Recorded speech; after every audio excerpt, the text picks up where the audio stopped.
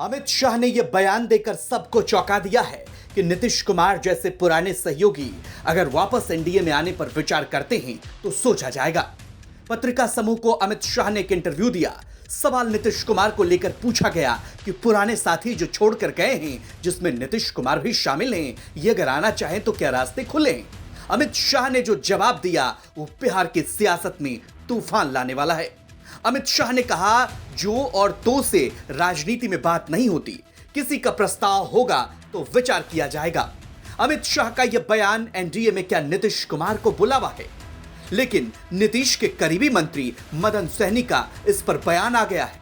BJP के साथ जाने की संभावनाओं पर जेडीयू नेता और बिहार सरकार के मंत्री मदन सहनी ने कहा कि जनता बीजेपी के पक्ष में नहीं है। जनता अगर उनके पक्ष में होती तो बीजेपी जनता दल यूनाइटेड का इंतजार नहीं करती। बीजेपी सब दिन से ललायित रही है कि जेडीयू हमारे साथ रहे, लेकिन हम लोगों ने एक बार साथ छोड़ दिया तो वापस नहीं जाएंगे। हमारा गठबंधन मजबूत है और उसी के बदौलत हम 40 लोकसभा की सीटें जीतेंगे।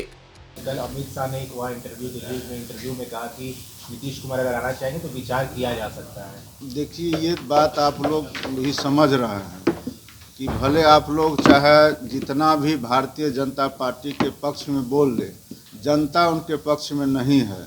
और जनता उनके पक्ष में होता तो जनता दल यूनाइटेड का इंतजार भारतीय जनता पार्टी क्यों करती? भारतीय जनता पार्टी तो सब दिन से ललायित रही है कि जनता दल हमारे साथ रहे, लेकिन हम लोग जब छोड़ दिए हैं उनको तो हम लोग अब किसी के साथ जाने वाले नहीं हैं। हमारा अलायंस मजबूत है और उस अलायंस के बदौलत हम लोग और नीतीश कुमार जी के बदौलत हम लोग लोकसभा में 40 का 40 सीट जीतेंगे। अरे वो छोड़िए ना, आप जो है कहाँ से कहाँ चले जाते हैं। अब वर्तमान का बात करिए ना। वर्तमान में हम लोग एकजुट हैं और एकजुट होकर के काम करें। मदन सहनी भले इनकार कर रहे हों, लेकिन राजनीति के जानकार मानते हैं कि नीतीश कुमार को जो ऑफर मिला, इसमें कभी भी बिहार में बड़ा खेला हो सकता है और नीतीश कुमार कभी भी पलटी मार सकते हैं, जैसा कि लगातार संकेत भी मिल रहे हैं। वरिष्ठ पत्रकार विनय कुमार क्या कुछ कहते हैं, उनको सुनिए। केंद्रीय गृह मंत्री अमित शाह का हालिया बयान कि एनडीए के पुराने पार्टनर अगर वापस आते हैं तो इस पर विचार किया जाएगा, उनका कोई प्रस्ताव आता है। दरअसल ये इशारा उन्होंने बिहार के मुख्यमंत्री को लेकर किया।